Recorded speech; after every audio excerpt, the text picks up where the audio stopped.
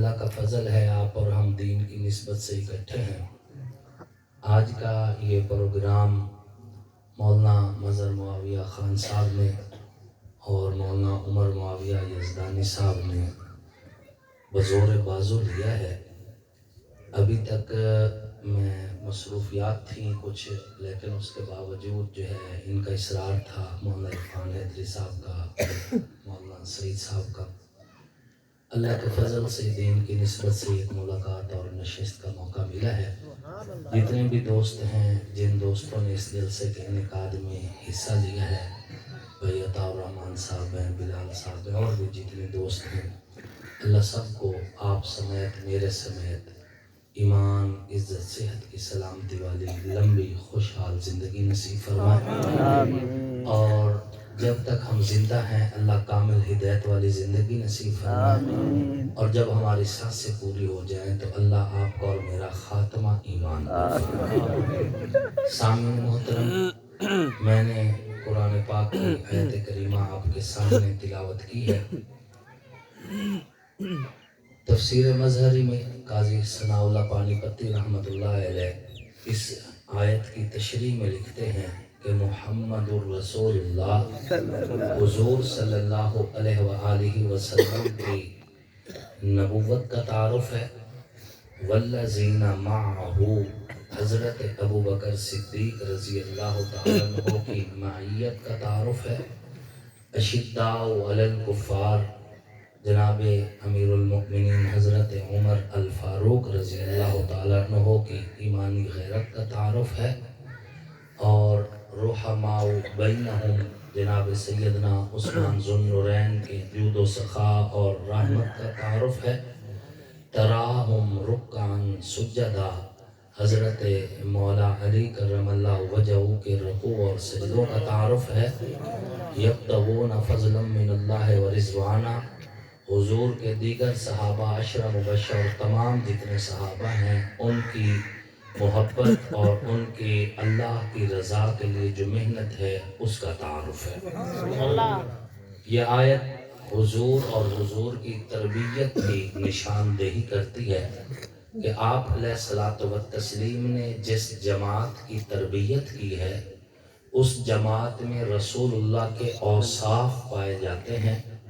جہاں پہ دین کے اندر شدت ہے تو ہر صحابی اور صحابہ میں سے ہر فرد میں ہے۔ جہاں پہ رحمت کی بات ہے تو حضور کی تربیت کی وجہ سے وہ بھی صحابہ میں موجود ہے، اور صحابہ کا وصف اللہ نے یہ بیان کیا ہے کہ تراہم رکعاً سجدا، اے مخاطب تو جب بھی حضور کے صحابہ کو دیکھے گا تو وہ رکوع میں ہوں گے اور سجدوں میں ہوں گے۔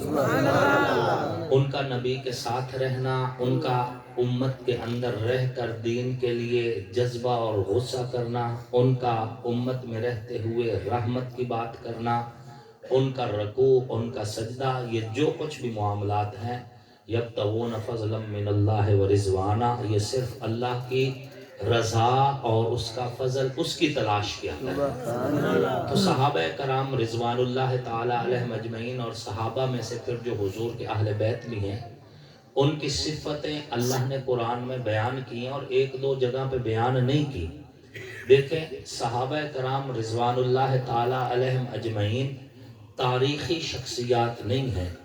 تاریخ میں اختلاف ہو سکتا ہے، تاریخ کے اندر راویوں میں اختلاف ہو سکتا ہے، لکھنے والوں میں اختلاف ہو سکتا ہے، تاریخی شخصیات نہیں ہیں۔ صحابہ کرام قرآنی شخصیات ہیں، اور قرآن میں اختلاف نہیں کیا جاتا، قرآن پر ایمان رکھا جاتا۔ قرآن ایمان رکھنے کے لیے، اختلاف کرنے کے لیے نہیں ہے۔ صحابہ کرام رضوان اللہ تعالی علیہم اجمعین ہوں یا آل اطہار سلام اللہ علیہم اجمعین ہوں، یاد رکھیں یہ دونوں قرآنی شخصیات ہیں، اور ان کو عزتیں جو دی گئی ہیں ان عزتوں کا اعلان بھی قرآن میں کیا گیا۔ اب اگر آپ اصحاب محمد کے بارے میں دل میلا کریں گے تو آپ گویا کہ قرآن کا انکار کریں گے، اگر اہل بیت کے بارے میں دل میلا کریں گے تو آپ قرآن کا انکار کریں گے۔ صحابہ کو تولنا ہے تو مؤرخ کی قلم سے نہ تولیں، صحابہ کو تولنا ہے تو تاریخ کے ورقوں میں نہ تولیں. صحابہ کو تولنا ہے تو واعظ کی تقریر میں نہ تولیں. صحابہ کو تولنا ہے تو کسی مقرر یا کسی عالم کی واعظ و نصیحت بھری تقریروں میں نہ تولیں. صحابہ کو تولنا ہے تو آپ قرآن کے ترازو میں تولیں. قرآن بتائے گا ابو بکر کا مقام کیا ہے، قرآن بتائے گا عمر کی شان کیا ہے، قرآن بتائے گا عثمان ذو النورین کون ہے، قرآن بتائے گا علی المرتضیٰ کون ہے، قرآن بتائے گا جناب حسنین کی عزت کیا ہے، قرآن بتائے گا چادر تطہیر کا مقام کیا ہے، قرآن بتائے گا بدر کا میدان کیا کہتا ہے، قرآن بتائے گا احد کا پہاڑ کیا کہتا ہے، قرآن بتائے گا حنین کی جنگ کیا کہتی ہے، قرآن بتائے گا چاند دو ٹکڑے ہوا منظر کیا تھا. قرآن ہی وہ واحد ترازو ہے، نبی کی زبان ہی وہ واحد ترازو ہے جو صدیق کی صداقت کو، عمر کی عدالت کو، عثمان کی سخاوت کو، علی کی شجاعت کو، حسنین کی عظمت کو، معاویہ کی کتابت کو، صحابہ کی عزت کو، اہل بیت کے مقام کو، چادر تطہیر کے تقدس کو، بیت رضوان کی عظمت کو. جو قرآن ہی ہے جو اپنے ورقوں میں، اپنی ایتوں میں، اپنی صورتوں میں، اپنے سپاروں میں واضح اور کھول کے بیان کر سکتا ہے. شان وہی ہے جو اللہ نے اتاری ہے، شان وہی ہے جو رسول اللہ نے بتائی ہے، مقام وہی ہے جو اللہ نے بتایا ہے. کسی واعظ کے واعظ سے، مقرر کی تقریر سے، کسی کاتب کی کتابت سے، کسی مؤرخ کی تقریر سے نہ ابو بکر کے شان کو گھٹایا جا سکتا ہے، نہ عمر کے مقام کو گھٹایا جا سکتا ہے، نہ عثمان کی عزت کو کم کیا جا سکتا ہے، نہ مولا علی کی ولایت کا انکار کیا جا سکتا ہے. یاد رکھیں رب محمد نے قرآن کے ہر پارے کو نبی کے صحابہ کے ذکر سے خوشگوار کیا ہے. قرآن کی ہر سورت کو اہل بیت کے تطہر سے آباد کیا ہے. قرآن کی ہر آیت نبی کے صحابہ کی عزت بھی بیان کرتی نظر آتی ہے، اہل بیت کی عظمت بھی بیان کرتی نظر آتی ہے. اب تقریر وہی ہوگی جو قرآن اور سنت کے مطابق ہوگی. اب واعظ وہی ہوگا جو قرآن اور حدیث کے مطابق ہوگا. کسی واعظ کی تقریر تب معتبر ہے جب وہ قرآن کے مطابق ہے، کسی خطیب کی خطابت تب معتبر ہے جب وہ حدیث کے مطابق ہے، کسی مقرر کی تقریر تب معتبر ہے جب وہ قرآن اور حدیث کے مطابق ہے. جب قرآن ابو بکر کو نبی کا ساتھی کہتے ہیں، جب قرآن عمر کو نبی کا ساتھی کہتے ہیں، جب قرآن عثمان کو نبی کا ساتھی کہتے ہیں، جب قرآن علی کو نبی کا ساتھی کہتے ہیں، تو پھر میرا ایمان قرآن ہے اور قرآن پر ایمان رکھ کر میں نبی کے یرانے کو بھی سلام کرتا ہوں، نبی کے گھرانے کو بھی سلام کرتا ہوں. مجھے سمجھایا یہی گیا ہے، مجھے پڑھایا یہی گیا ہے اور سکھایا یہی گیا ہے کہ ابو بکر کا دامن چھوڑو گے ایمان ختم ہو جائے گا، علی کا دامن چھوڑو گے ایمان ختم ہو جائے گا. ہمیں سکھایا ادب دیا ہے، ہمیں سکھایا احترام دیا ہے. اللہ کی قسم میرے رب نے میرے پاک پیغمبر کی جو جو نسبت نبی کے یرانے کو دی ہے وہ بھی میرا ایمان ہے، اور جو جو نسبت نبی کے گھرانے کو دی ہے وہ بھی میرا ایمان ہے. حضور صلی اللہ علیہ وآلہ وسلم تشریف لے کر جا رہے ہیں.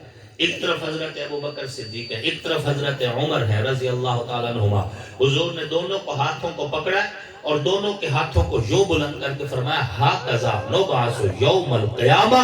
جس طرح آج ابو بکر اور عمر کا ہاتھ میرے ہاتھ میں ہے، قیامت والے دن جب ہم اٹھائے جائیں گے تو ان دونوں کے ہاتھ میرے ہاتھ میں. حضور نے ہاتھ پکڑے، اپنی انگلی نہیں پکڑائی، انگلی نہیں پکڑائی. آپ دیکھیں باپ جب چل رہا ہوتا ہے تو باپ اپنی انگلی دیتا ہے اور بچہ اس کی انگلی پکڑ کے چل رہا ہوتا ہے. لیکن جب سڑک آتی ہے تو باپ انگلی چھڑا لیتا ہے اس بچے سے، اس بچے کا ہاتھ اپنے ہاتھ میں پکڑ لیتا ہے. کیوں؟ باپ یہ سوچ رہا ہوتا ہے کہ ممکن ہے گاڑی ہارن دے اور یہ میری انگلی درد کے مارے چھوڑ دے بچہ اور غلط سمت نہ چلا جائے. باپ بچے کا ہاتھ اپنے ہاتھ میں لے لیتا ہے. میرے پاک پیغمبر نے ابو بکر اور عمر کو انگلی نہیں پکڑائی بلکہ ابو بکر کا ہاتھ اپنے ہاتھ میں رکھا ہے، عمر کا ہاتھ اپنے ہاتھ میں رکھا ہے، اور ہاتھ میں رکھنے کے بعد پھر یہ بھی نہیں کہا کہ میری زندگی تک ابو بکر کا ہاتھ میرے ہاتھ میں ہے، میری زندگی تک عمر کا ہاتھ میرے ہاتھ میں ہے. نہیں، میرے پاک پیغمبر کو بتا دیا گیا تھا کہ کچھ لوگ یہ ضرور کہیں گے کہ نبی نے پردہ کیا، پردہ کرنے کے بعد ابو بکر چھوڑ کے چلے گئے، عمر چھوڑ کے چلے گئے، نبی نے انگلی نہیں پکڑائی. ابو بکر کا ہاتھ اپنے ہاتھ میں رکھے، عمر کا ہاتھ اپنے ہاتھ میں رکھے، اور رکھنے کے بعد پھر حضور نے اس دنیا کی زندگی کا ذکر نہیں کیا، بلکہ فرمایا ہاکذا نبعث یوم القیامہ. دیکھنے والوں دیکھ لو، اور جو مجھے نہ دیکھ سکے وہ حدیث کے ذریعے سن لینا کہ جس طرح ابو بکر و عمر کا ہاتھ پردہ فرمانے سے پہلے میرے ہاتھ میں تھا، قیامت والے دن بھی ان کا ہاتھ میرے ہاتھ میں. اور یہی تک نہیں کیا، یہی تک نہیں کیا، بلکہ کیا کیا؟ حضور نے اپنے روضہ میں سلایا کہ شک ہی نہ رہے، شک ہی نہ رہے، کوئی یہ نہ کہے کہ ابو بکر و عمر نے نبی کو چھوڑ دیا تھا. نبی کے روضے میں سلایا اور روضے میں سلا کے بتایا کہ جو مرنے کے بعد نہیں چھوڑ رہے انہوں نے زندگی میں کیسے چھوڑا ہوگا. اپنے روضے میں سلایا، مرضی حضور کی. حضور چاہتے تو حضرت عثمان اور حضرت علی کو سلا لیتے، ہمیں پھر بھی کوئی اعتراض نہیں تھا، ہمیں پھر بھی کوئی اعتراض نہیں تھا. یہ مرضی حضور کی ہے، فیصلے اللہ کے ہیں. ہم تو کہا کرتے ہیں جو چادر تطہیر کی چھاؤں میں ہیں ان کو بھی سلام، جو روضہ انور کی چھاؤں میں ہیں ان کو بھی سلام. ہم کون ہوتے ہیں نبی کے صحابہ کو تولنے والے؟ ہم کون ہوتے ہیں اہل بیت کو تولنے والے؟ ہم تو ان کے نالین کی خاک بھی نہیں ہیں. ہماری کیا اوقات کہ ہم صحابہ اور اہل بیت میں تفریق کریں یا ان کی شان گھٹائیں؟ تو جن کا ہاتھ نبی نے پکڑ کے بلند کیا ہے، ہم ابو بکر اور عمر کو بھی سلام کرتے ہیں. اور غدیر خم کے موقع پر جس علی کا ہاتھ حضور نے پکڑ کے بلند کر کے فرمایا من کنت مولاہ فعلی مولا، ہم اس علی کو بھی سلام کرتے ہیں. یہی تربیت ہے اور یہی اہل سنت کا منہاج ہے. یاد رکھنا، رقیبوں کے ڈر سے حبیب نہیں چھوڑے جاتے. اہل سنت کا عقیدہ یہی ہے کہ چادر تطہیر کی چھاؤں میں جو ہیں وہ بھی ایمان کا معیار ہیں، اور جو روضہ اطہر کی چھاؤں میں ہیں وہ بھی ایمان کا معیار ہے. جن کا ہاتھ نبی نے پکڑ کے بلند کر کے فرمایا ہاکذا نبعث یوم القیامہ، وہ بھی شان والے ہیں. اور جس کا ہاتھ پکڑ کر بلند کر کے فرمایا من کنت مولاہ فعلی مولا، وہ بھی شان والے ہیں. جن کا ہاتھ نبی نے پکڑ کے بلند کر کے ہاکذا نبعث یوم القیامہ کہا، ہم ابو بکر اور عمر کو بھی اپنے ایمان کی معراج کہتے ہیں. اور جس کا ہاتھ پکڑ کے حضور نے فرمایا من کنت مولاہ فعلی مولا، ہم اس علی کو بھی اپنے ایمان کا معیار اور ایمان کی بقا کہتے ہیں.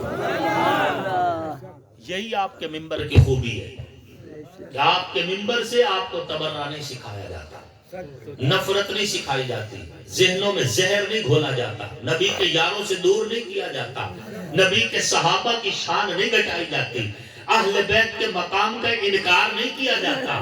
آپ کو بتایا جاتا ہے کہ جو نبی کا یارانہ ہے وہ بھی شان والا ہے، جو نبی کا گھرانہ ہے وہ بھی شان والا ہے، جو نبی کے در پہ ہیں وہ بھی شان والے ہیں، جو نبی کے گھر میں ہیں وہ بھی شان والے ہیں، جو چادر تطہیر کی چھاؤں میں ہیں وہ بھی شان والے ہیں، جو روضہ اطہر کی چھاؤں میں ہیں وہ بھی شان والے ہیں، جن کے گھر میں نبی دلہا بن کر گئے وہ بھی شان والے ہیں، جو نبی کے گھر دلہا بن کر آئے وہ بھی شان والے ہیں. اللہ کا شکر ادا کرو. کل قیامت والا دن ہوگا نا، اور قیامت والے دن جب کہہ دیا جائے گا وَامْتَازُوا الْيَوْمَ أَيُّهَا الْمُجْرِمُونَ کہ مجرم علیحدہ ہو جائیں، حضرت ابو بکر مقدمہ لے کر آئیں گے، حضرت عمر مقدمہ لے کر آئیں گے اللہ کی بارگاہ میں، اے اللہ ہم نے اول کلمہ پڑھا. حضرت عثمان مقدمہ لے کر آئیں گے، مولا علی مقدمہ لے کر آئیں گے کہ ہم تیرے نبی کے غلام تھے، اولین نبی کے پیچھے پیچھے چلنے والے جانثار تھے. اس امت کے کچھ لوگ ہمیں برا بھلا کہتے رہے. جب ابو بکر، عمر، عثمان اور علی، جناب حسن اور حسین مقدمہ لے کر آئیں گے، جناب معاویہ ابو سفیان مقدمہ لے کر آئیں گے، اعلان ہوگا وَامْتَازُوا الْيَوْمَ أَيُّهَا الْمُجْرِمُونَ، ان کے مقدمہ کے اندر جو مجرم ہیں علیحدہ کر دیے جائیں۔ جب مجرم علیحدہ کیے جائیں گے پھر ایک وقت آئے گا آپ کو اور میرا نامہ اعمال پیش کیا جائے گا تو فرشتے کہیں گے یہ وہ خوش نصیب ہیں نہ ابو بکر کے مجرم ہیں نہ مولا علی کے مجرم ہیں، نہ حضرت عمر کے مجرم ہیں نہ حضرت عثمان ذو النورین کے مجرم ہیں، نہ حضرت معاویہ کے مجرم ہیں، نہ جناب امام حسن والحسین کے مجرم ہیں۔ کہا جائے گا یہ زندگی میں جب ذکر یارانہ نبی کرتے تھے تو وہیں پہ ذکر گھرانہ نبی بھی کرتے تھے، جس طرح نبی کے گھر والوں کی عزت کرتے تھے اسی طرح نبی کے در والوں کی بھی عزت۔ اللہ کا شکر ادا کرو، آپ کو نبی کے کسی نسبت سے انکار نہیں سکھایا جاتا۔ یاد رکھیں ہم اگر انکار کر بھی دیں تو حضرت ابو بکر کا کچھ بھی نقصان نہیں ہونے، اللہ کی قسم کھا کے کہتا ہوں پوری دنیا مخالف ہو جائے حضرت ابو بکر صدیق کا کچھ بھی نہیں بگاڑ سکتی، حضرت عمر کا کچھ بھی نہیں بگاڑ سکتی، حضرت عثمان کا کچھ بھی نہیں بگاڑ سکتی، مولا علی کا کچھ بھی نہیں بگاڑ سکتی۔ ان کی عزتوں کے فیصلے اللہ نے کیے، ان کی شان، ان کا مرتبہ، ان کا مقام وہ اللہ کا فیصلہ ہے۔ ہمارا کام ہے ساروں کے ساتھ محبت رکھنا۔ جو ہمارے اوپر اعتراض ہوتا ہے کہ یہ حضرت علی کی شان گھٹاتے ہیں، ہماری جان ہے، ہماری طاقت ہے، ہماری کیا اوقات ہم حضرت علی کی شان گھٹائیں؟ اللہ نے ان کو بلند کیا ہے، ہاں انداز اپنا اپنا ہے، انداز اپنا اپنا ہے۔ ہمارا ایک اپنا انداز ہے حضرت مولا علی کرم اللہ وجہہ سے محبت کرنے کا۔ ہم کہتے ہیں ذکر علی کرتے ہوئے جب علی پاک ہے تو زبان بھی پاک ہونی چاہیے، جب علی پاک ہے تو ذکر کرتے ہوئے محفل بھی پاک ہونی چاہیے، جب علی پاک اور اللہ کی قسم پاک ہے تو پھر ذکر علی کرتے ہوئے ماحول پاک ہونا چاہیے۔ مجرے کی محفل میں ذکر علی کرنا علی کی توہین ہے، شراب کی محفل میں ذکر علی کرنا علی کی توہین ہے۔ ہم کہتے ہیں مسجد میں منبر، محراب اور محفل کے اندر نیک جگہوں پہ نیک لوگوں میں بیٹھ کر ذکر علی کیا جائے کہ علی بھی پاک ہے اور علی کا ذکر بھی پاک ہے۔ انداز ہر ایک کا اپنا ہے، ہمارا اپنا انداز ہے۔ یہ کہنا کہ یہ حضرت علی کو آخر میں لے کر آتے ہیں، ہم کون ہوتے ہیں آخر میں لے کر آنے والے؟ ہاں ہم یہ کہتے ہیں کہ آخر میں آنے سے شان گھٹتی نہیں ہے، آخر میں آنے سے اگر عزت گھٹتی تو اللہ حضور کو آخری نبی نہ بناتا۔ حضور آخر میں آئے نبیوں کے امام بن گئے، حضرت علی آخر میں آئے ولیوں کے امام بن گئے، نبوت کی انگوٹھی کا نگینہ محمد الرسول اللہ، خلافت کی انگوٹھی کا نگینہ علی المرتضیٰ۔ ہر نسبت کا احترام کرتے ہیں اور اسی میں اپنے ایمان کی بقا بھی سمجھتے ہیں، اسی میں اپنے ایمان کی بقا سمجھتے ہیں۔ فیصلے تو وہ ہیں جو اللہ رسول کر چکا ہے، یہ بات ذہن میں رکھنا ہے۔ حضرت امیر المؤمنین حضرت مولا علی کرم اللہ وجہہ فرماتے ہیں کہ میں ٹھیک ٹھاک تھا، بیمار نہیں تھا اور موقع پہ موجود تھا، سفر پر بھی نہیں تھا، لیکن حضور نے فرمایا تھا مرو ابا بکر فلیصلی بالناس، لوگوں جاؤ ابو بکر کو بلا کر لاؤ کہ وہ نماز پڑھائے۔ حالانکہ حضرت مولا علی فرماتے ہیں میں ٹھیک ٹھاک تھا اور سفر پر بھی نہیں تھا، موقع پہ موجود تھا۔ اس حدیث کے راوی بھی حضرت مولا علی کرم اللہ وجہہ، لیکن حضور نے کیا فرمایا؟ مرو ابا بکر فلیصلی بالناس، لوگوں جاؤ ابو بکر کو بلا لاؤ کہ وہ نماز پڑھائے۔ حضرت ابو بکر صدیق آئے اور انہوں نے امامت کروائی اور باقی صحابہ نے پیچھے کھڑے ہو کر نماز پڑھی۔ اور خیبر کے موقع پر حضرت ابو بکر صدیق موجود ہے، سفر پہ نہیں موقع پہ موجود ہیں اور بیمار نہیں، صحت مند بھی ہیں، لیکن حضور نے فرمایا لَأُعْطِيَنَّ الرَّأْيَةَ غَدًا رَجُلًا، کل میں جھنڈا ایک ایسے بندے کے ہاتھ میں دوں گا یفتح اللہ ولا یدیہ، اللہ اس کے ہاتھوں پہ فتح کریں گے، یحب اللہ و رسولہ، وہ اللہ اس کے رسول سے محبت کرتا ہوگا، ویحبہ اللہ و رسولہ، اور اللہ اس کے رسول بھی اس سے محبت کرتے ہوں گے۔ حضرت علی موقع پر موجود نہیں تھے، ابو بکر تھے، لیکن حضور نے جھنڈا ابو بکر کو نہیں دیا، علی کو بلوا کر حضور نے جھنڈا۔ تو معلوم ہوا خیبر کا جھنڈا حضور نے شروع سے ہی رکھا علی کے لیے تھا، اور مسجد کا مصلی حضور نے شروع سے ہی رکھا ابو بکر کے لیے۔ تو جس کو بلا کر مصلی دیا اس کو بھی سلام، جس کو بلا کر جھنڈا دیا اس کو بھی سلام۔ یہی تو ہم کہہ رہے ہیں ہماری مرضی کیا ہے؟ ہم کیا کر سکتے ہیں؟ ہم نے تو وہ کرنا ہے جو قرآن اور حدیث کے اندر ہے. ہم نے وہ کرنا ہے جس پر اللہ رسول کا حکم ہمیں ملے. اللہ رسول نے جس کو جو جو شان دی ہے. ہاں میں یہ کہا کرتا ہوں، اللہ کی قسم کھا کے کہتا ہوں، اللہ مجھے کلمے پہ موت نہ دے اگر اس دل میں رتی برابر بھی آل رسول کا بغض ہوگا. رب جنت کی خوشبو سے بھی محروم رکھے اگر یہ دل اہل بیت کے لیے رتی برابر میلا ہو. تو ہم کہتے ہیں اے اللہ تو نے اہل بیت کو جو جو عزت دی ہے ہم اس پر ایمان رکھتے ہیں. تو نے اہل بیت کو جو جو مقام دیا ہم اس پر ایمان رکھتے ہیں. تو نے اہل بیت کو جو جو شان دی ہم اس پر اپنا ایمان رکھتے ہیں، اس لیے کہ ان کو عزت اللہ رسول نے دی ہے، اور جن کو عزت اللہ رسول نے دی ہو ان کو ماننا ایمان ہوتا ہے اور ان کا انکار کرنا ایمان سے خالی ہوتا ہے. ہم یہ پیغام دے رہے ہیں. ہر جگہ پر میری تقریر ایک ہی ہے، ہر جگہ پر پیغام ایک ہی ہے، اور آپ لوگوں کو اور خصوصاً اپنے متعلقین کو یہ سمجھانا مقصود ہوتا ہے کہ رقیبوں کے ڈر سے حبیب نہیں چھوڑ دینا. کسی کی ضد میں آ کر اگر کوئی حضرت ابوبکر صدیق کو نہیں مانتا تو اس کا یہ مطلب نہیں کہ ہم علی کا انکار کر دیں. نہیں مانتا، اپنی آخرت خراب کرتا ہے، لیکن ہم علی کے نعرے بلند کرتے رہیں گے.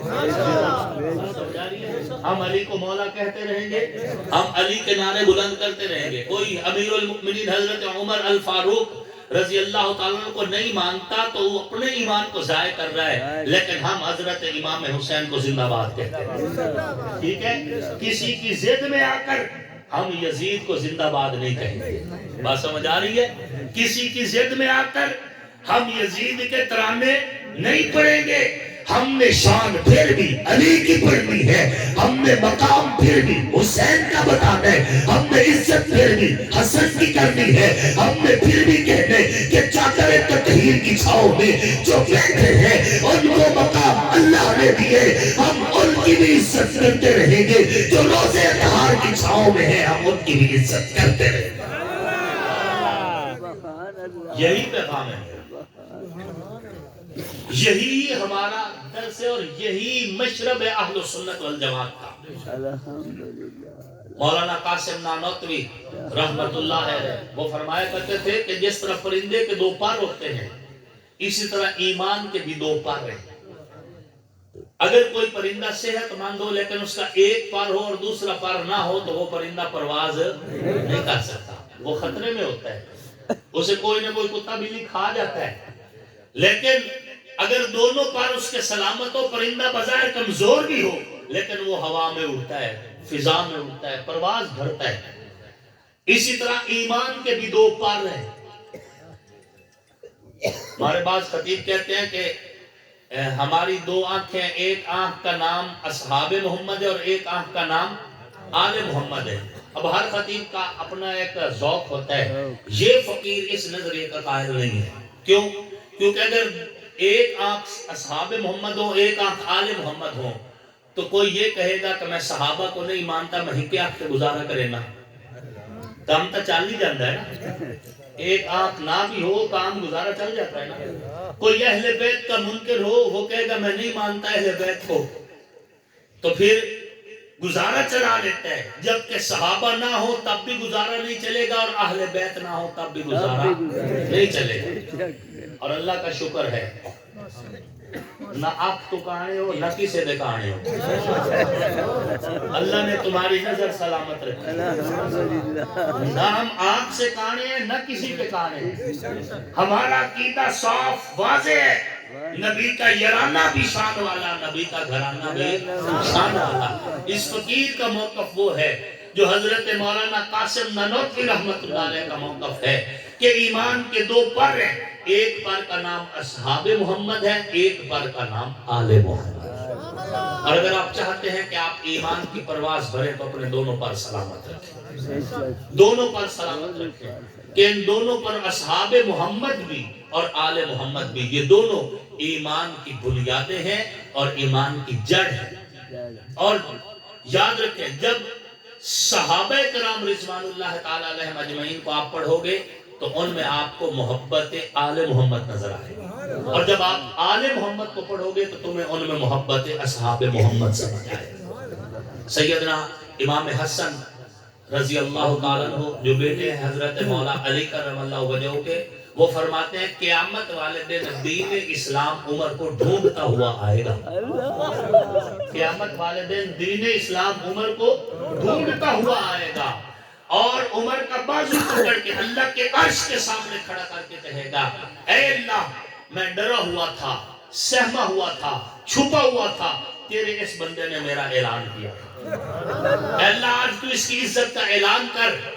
پھر امام حسن پاک سلام اللہ علیہ فرماتے ابھی لوگ حشر کے میدان میں موجود ہوں گے کہ فرشتے حضرت عمر کو 2 قطاروں میں پورے پروٹوکول کے ساتھ لے کر جنت کی طرف روانہ بھی ہو چکے. حضرت امام حسن پاک فرما رہے. اسی طرح مولا کائنات حضرت امیر المؤمنین حضرت مولا علی کرم اللہ وجہ فرماتے ہیں کہ جب حضور معراج سے واپس تشریف لائے تو حضور نے فرمایا تھا کہ جب میں اللہ کے عرش پر پہنچا تو اللہ کے عرش پر نور کے قلم سے ایک تحریر لکھی ہوئی تھی اور وہ تحریر کیا تھی؟ لا الہ الا اللہ محمد الرسول اللہ ابو بکر الصدیق عمر الفاروق عثمان ذو النورین. کون بتا رہے ہیں؟ حضرت مولا علی. اور روئے زمین پر اس حدیث کو سب سے پہلے روایت کرنے والے صرف مولا علی ہیں اور کسی صحابی نے روایت نہیں کی. ازالۃ الخفاء عن خلافت الخلفاء میں شاہ ولی اللہ محدث دہلوی رحمہ اللہ یہ حدیث لے کر آئے. حضرت علی نے اپنا ذکر نہیں کیا کہ میرا نام بھی اللہ کے عرش پر لکھا ہو, نہیں بتایا. آپ کیوں نہیں بتایا؟ یہ مولا علی بہتر سمجھتے ہیں یا علی کا رب بہتر سمجھتا ہے؟ لیکن حضرت انس رضی اللہ تعالیٰ عنہ صحابی رسول وہ فرماتے ہیں کہ حضور نے ساتھ یہ بھی فرمایا تھا کہ اللہ کے عرش پر نور کے قلم سے ایک تحریر اور بھی لکھی ہوئی تھی اور وہ یہ تھی لا الہ الا اللہ محمد الرسول اللہ وَأَيَّدْتُهُ بِعَلِيٍّ. ہم نے علی کو محمد کا تائید کو نندا بنایا ہے. اللہ کے عرش پر لکھا ہوا ہے, اللہ کے عرش پر لکھا ہوا ہے. تو نبی کے ان 4 یاروں کا نام اللہ کے عرش پر لکھا ہوا ہے. 3 یاروں کا نام حضرت مولا علی روایت کر رہے ہیں. اور حضرت علی نے اپنا ذکر کیوں نہیں کیا؟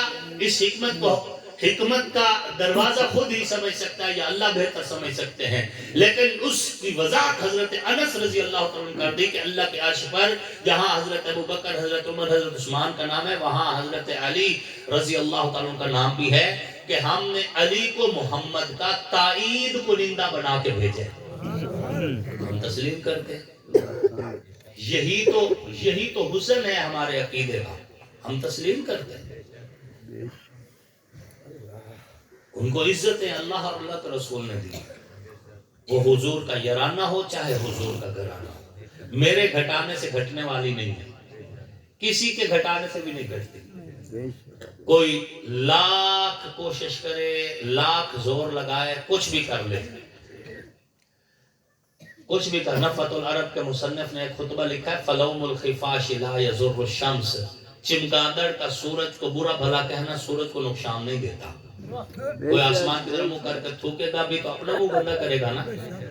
ابو بکر ہوں یا حضرت عمر ہوں, عثمان ہوں یا حضرت علی ہوں رضوان اللہ تعالی علیہ مجمعین, ان کی عزت میں کوئی فرق نہیں آنے والا. اس لیے بہتر یہ اپنا ایمان بچائیں, اپنا ایمان بچائیں اور نبی کے صحابہ کے بارے میں بھی ذہن صاف رکھیں. قیامت والے دن آپ کو نہ کسی مولوی نے بچانا ہے نہ کسی ذاکر نے بچانا ہے, اور اس وقت آپ لوگ پریشان ہوں گے. ایون کہ اس وقت تو یہ پوزیشن ہوگی کہ انسان کو کوئی عذر بھی کام نہیں دے گا, کوئی عذر بھی کام نہیں دے گا. ایسا نہ ہو کہ کل قیامت والے دن حضور ہمیں منہ ہی نہ لگائیں کہ یہ ہمارے اہل بیت کے دشمن تھے یا یہ ہمارے صحابہ کے دشمن تھے. حضور صلی اللہ علیہ وسلم کو بڑا غصہ آتا تھا. حضرت عثمان ذو النورین رضی اللہ تعالیٰ عنہ, ان کے ساتھ ایک بندہ دل میں بغض رکھتا تھا. حضور نے اس کا جنازہ پڑھنے سے انکار کر دیا تھا. فرمایا انہ کان یبغض عثمان, یہ میرے عثمان سے بغض رکھتا ہے, میں نہیں پڑھاتا اس کا جنازہ. حضور صلی اللہ علیہ وسلم بالکل نہیں برداشت کرتے تھے کسی صورت میں بھی. اور یہی پوزیشن حضرت علی کے بارے میں تھی. حضرت علی رضی اللہ تعالیٰ کا جو خم کے موقع پر کچھ لوگ جو بعد میں مسلمان ہوئے, فتح مکہ کے بعد مسلمان ہوئے, نئے نئے لوگ آئے تھے, انہیں پتہ نہیں تھا, مقام علی سے واقف نہیں تھے. جب ہجرت الوداع سے حضور واپس چلے, اب یہ دور دیہاتوں سے آئے ہوئے لوگ, انہوں نے دیکھا کہ حضور تو حضرت علی کو بڑا پروٹوکول دیتے ہیں, تو حضور صلی اللہ علیہ وسلم واقعہ نہیں بڑا پروٹوکول دیتے تھے. حضرت مولا علی کرم اللہ وجہ ایک بار کسی کام سے مدینہ سے باہر چلے گئے, وہاں سے آنے میں دیر ہو گئی, تو جتنی دیر ہوئی حضور کی نظریں اسی راہ پہ لگی رہی, اور حضور صلی اللہ علیہ وسلم بار بار فرماتے علی کب نظر آئے گا, میں اپنی آنکھیں ٹھنڈی کروں. محبت حضور کو حضرت مولا علی سے اتنی سی, جب تک مولا علی آئے نہیں حضور کی نظریں علی کے راستے پہ لگی رہ گئی.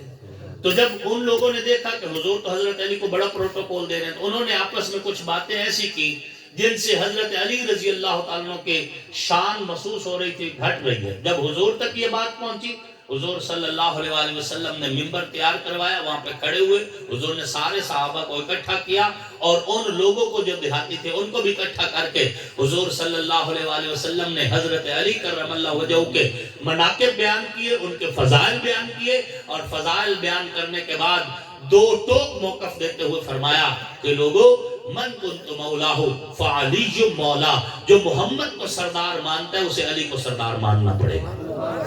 جو محمد کو اپنا آقا مانتا ہے وہ علی کو آقا مانے. جو محمد سے پیار کرتا ہے اگر اپنے پیار میں سچے ہے تو پھر وہ علی سے بھی پیار کرے. دو ٹوک موقف اختیار کیا. اور بات یہاں پہ ختم نہیں ہے, حدیث اتنی چھوٹی نہیں ہے جتنی آپ سن لیتے ہیں, اتنی چھوٹی نہیں ہے. فرمایا آگے بھی اس کے میں اللہم وال من والاہو, اے اللہ جو علی سے پیار کرے تو بھی اس سے پیار کر, جو اس کو سردار سمجھے تو اس کو سردار بنا. وعاد من عاداؤ, اور جو اس سے دشمنی رکھے اللہ تو اس سے دشمنی کر. حضور صلی اللہ علیہ وسلم, یہ مقام ہے حضرت علی کا. حضور نہیں برداشت کرتے تھے کہ کوئی حضرت مولا علی کرم اللہ وجہہ کے اوپر انگلی اٹھائے. پوری وضاحت کے ساتھ دو ٹوک موقف دے دیا, ہم تسلیم کرتے ہیں. اسی حدیث کے تناظر میں نے کہا تھا کہ اصحاب کی محفل میں ایک بات ہوئی تھی, آقا کے لبوں کی وہ بات علی ہے جس کو ڈوبا ہوا سورج بھی پلٹ کر دیکھے, آصف کے عقیدے میں وہ ذات علی ہے. کو عزت اللہ اور اس کے رسول نے دی. اہل ایمان آپ کو مبارک ہو کہ آپ جب کسی جلسہ میں جاتے ہیں تو وہاں حضور صلی اللہ علیہ وسلم کے ہر نسبت کا احترام آپ کو سکھایا جاتا ہے, آپ کو بتایا جاتا ہے, اور یہ احترام ہمیں سکھایا گیا. حضرت ابو ہریرہ رضی اللہ تعالیٰ عنہ ایک جنازے میں موجود تھے, اور امام حسین سلام اللہ علیہ اس جنازہ میں بعد میں پہنچے, تو ابھی وہ گھوڑے سے اترے نہیں تھے کہ جناب حضرت ابو ہریرہ رضی اللہ تعالیٰ عنہ نے اپنے سر سے اپنی جو پگڑی اتاری, اور امام حسین کے نالین پہ جو مٹی لگی ہوئی تھی وہ اپنی پگڑی سے صاف کر. امام حسین نے فرمایا چچا جان کیا کر رہے ہیں؟ فرمایا میں وہ کر رہا ہوں جس سے اللہ رسول خوش ہوتے ہیں. الحمدللہ ہمیں یہ ہمارا عقیدہ یہی ہے, عقیدہ یہی ہے. اللہ رب العزت آپ کو ہم سب کو دنیا آخرت کے اعتبار سے سرخرویاں نصیب فرمائے, اس محفل کو اپنی بارگاہ میں قبول فرمائے.